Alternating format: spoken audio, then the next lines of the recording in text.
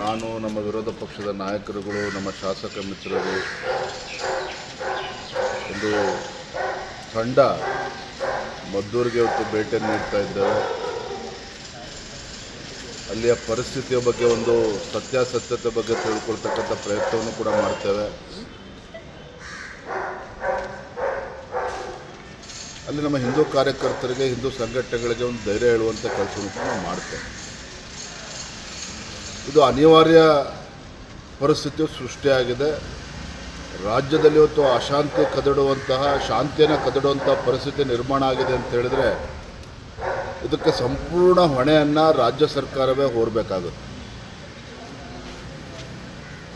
ನೋಡಿ, ಇವತ್ತು ಕಾಂಗ್ರೆಸ್ ಸರ್ಕಾರ ರಾಜ್ಯದಲ್ಲಿ ಬಂದಾಗಿನಿಂದ ಗಣೇಶನ ಹಬ್ಬವನ್ನು ಕೂಡ ಇವತ್ತು ನೆಮ್ಮದಿಯಿಂದ ಇವತ್ತು ಹಿಂದೂಗಳು ಆಚರಣೆ ಮಾಡೋದಕ್ಕೆ ಸಾಧ್ಯ ಇಲ್ಲ ಅಂತ ಹೇಳಿದರೆ ಯಾವ ಪರಿಸ್ಥಿತಿಗೆ ಇವತ್ತು ಕಾಂಗ್ರೆಸ್ ಸರ್ಕಾರ ನಮ್ಮ ಹಿಂದೂಗಳನ್ನು ತಳ್ತಾ ಇದೆ? ಹಾಗಾದರೆ ಹಬ್ಬ ಹರಿದಿನವನ್ನು ಕೂಡ ನಾವು ನೆಮ್ಮದಿಯಿಂದ ಆಚರಣೆ ಮಾಡೋದಕ್ಕೆ ಆಗ್ತಾ ಇಲ್ಲ ಕರ್ನಾಟಕ ರಾಜ್ಯದಲ್ಲಿ ಅಂತ ಹೇಳಿದರೆ ಇದಕ್ಕೆ ಕಾರಣ ರಾಜ್ಯ ಸರ್ಕಾರದ ಬೇಜವಾಬ್ದಾರಿತನ. ನಿನ್ನೆ ದಿನ ಭದ್ರಾವತಿ ಶಾಸಕರು ಹೇಳಿಕೆಯನ್ನು ನೀಡಿದ್ದಾರೆ. ನಮ್ಮ ಮುಂದಿನ ಜನ್ಮದಲ್ಲಿ ಮುಸಲ್ಮಾನಾಗಿ ಹುಡ್ತೇನೆ ಅನ್ನೋ ಮಾತನ್ನು ಹೇಳಿದ್ದಾರೆ. ಅವ್ರು ಮುಂದಿನ ಜನ್ಮದಲ್ಲಿ ಏನಾಗಿ ಹುಟ್ಟಬೇಕು ಅದು ಒಂದು ಕಡೆ ಆದರೆ ತಡೆ ಯಾಕೆ ಮಾಡ್ತಾರೆ? ಈಗಲೇ ಮುಸ್ಲಿಮಿಗೆ ಕನ್ವರ್ಟ್ ಆಗ್ಬೋದಲ್ಲ ಅವ್ರು. ಆದರೆ ಈ ಹೇಳಿಕೆಗಳಿದೆಯಲ್ಲ, ಒಂದು ಕಡೆ ಹಿಂದೂಗಳ ಮೇಲೆ ರಾಜ್ಯ ಸರ್ಕಾರದ ಕುಮ್ಮಕ್ಕಿನಿಂದನೇ ಹಿಂದೂಗಳ ಮೇಲೆ ಹೊತ್ತು ಕಲ್ಲು ತೂರುವಂಥದ್ದು, ಹಿಂದೂಗಳ ಮೇಲೆ, ಹಿಂದೂ ಕಾರ್ಯಕರ್ತರ ಮೇಲೆ ಹೊತ್ತು ಅಟ್ಟಹಾಸ ಮೆರೆತಕ್ಕಂಥ ದುಷ್ಟಶಕ್ತಿಗಳು ಇವತ್ತೇನು ಕೆಲಸ ಮಾಡ್ತಾಯಿದೆ. ಇವೆಲ್ಲವಕ್ಕೂ ಸಹ ಒಂದು ಪೂರಕವಾಗಿರ್ತಕ್ಕಂಥ ವಾತಾವರಣ ರಾಜ್ಯ ಸರ್ಕಾರವೇ ಇವತ್ತು ನಿರ್ಮಾಣ ಮಾಡ್ತಾ ಇದೆ. ಎಲ್ಲೋ ಒಂದು ಕಡೆ ರಾಜ್ಯದ ಮುಖ್ಯಮಂತ್ರಿಗಳಿಗೆ ಈ ರಾಜ್ಯದಲ್ಲಿ ಕಾನೂನು ಸುವ್ಯವಸ್ಥೆ ಸರಿಯಾಗಿರಬೇಕು, ಶಾಂತಿ ಇರಬೇಕು ರಾಜ್ಯದಲ್ಲಿ ಅನ್ನುವ ಬಯಕೆ ರಾಜ್ಯ ಸರ್ಕಾರಕ್ಕೆ ಇಲ್ಲವೇನೋ ಅನ್ನುವ ಆತಂಕ ಇವತ್ತು ರಾಜ್ಯದ ಜನರಲ್ಲಿ ಮೂಡ್ತಾ ಇದೆ.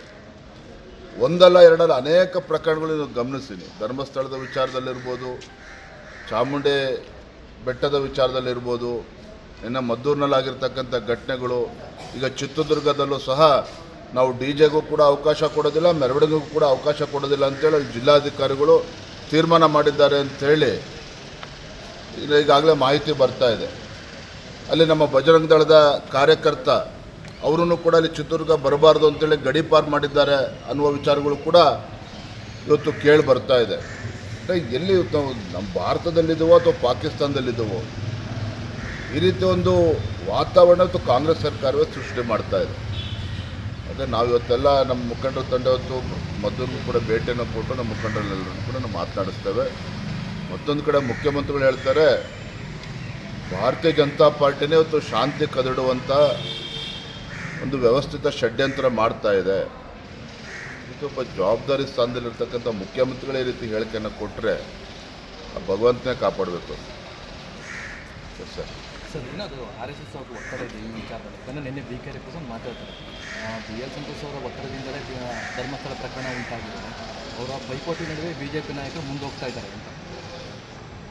BK ಹರಿಪ್ರಸಾದ್ ಆಗಲಿ ಕಾಂಗ್ರೆಸ್ ಪಕ್ಷದ ಯಾವುದೇ ಮುಖಂಡರು ಅನಾವಶ್ಯಕವಾಗಿ ಸಂಘ ಪರಿವಾರದ ಹಿರಿಯರ ಹೆಸರನ್ನು, ಸಂತೋಷ್ ಅವರ ಈ ಥರ ಹೆಸರನ್ನು ತೆಗೆದುಕೊಳ್ಳೋದು ನಿಲ್ಲಿಸಬೇಕು. ಇವ್ರಿಗೆ ಮಾಡೋಕ್ಕೆ ಬೇರೆ ಕೆಲಸ ಇಲ್ಲ ಅಂತ ಕಾಣ್ತದೆ. ಈ ರೀತಿ ಹೇಳಿಕೆಗಳನ್ನು ಕೊಟ್ಟು ಒಂದು ಪ್ರಚಾರವನ್ನು ಗಿಟ್ಟಿಸ್ಕೊಳ್ತಕ್ಕಂಥ ಒಂದು ಕುತಂತ್ರ ಬಿಟ್ಟರೆ ಇದ್ರಲ್ಲಿ ಏನೂ ಸತ್ಯಾಂಶ ಇಲ್ಲ.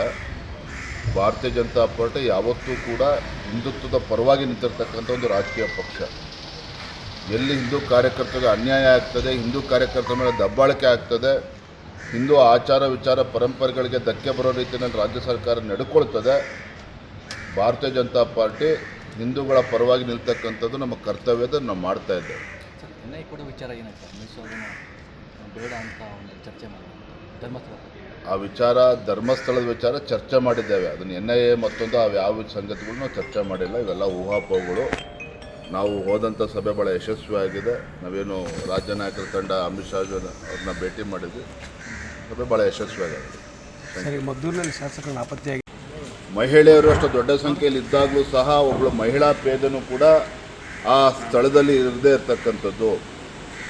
ಅಷ್ಟು ದೊಡ್ಡ ಮೆರವಣಿಗೆ ನಡೀತಾ ಇದೆ ಅಂತ ಹೇಳಿದಾಗ ಕೂಡ ಅಲ್ಲಿದ್ದ ಪೊಲೀಸ್ ವರಿಷ್ಠಾಧಿಕಾರಿ ಆ ಸ್ಥಳದಲ್ಲಿ ಇಲ್ಲದೆ ಇರತಕ್ಕಂಥದ್ದು ಎಲ್ಲವೂ ಕೂಡ ಮೇಲ್ನೋಟಕ್ಕೆ ಇಂಟೆಲಿಜೆನ್ಸ್ ಫೇಲ್ಯೂರ್ ಕೂಡ ಆಗಿದೆ.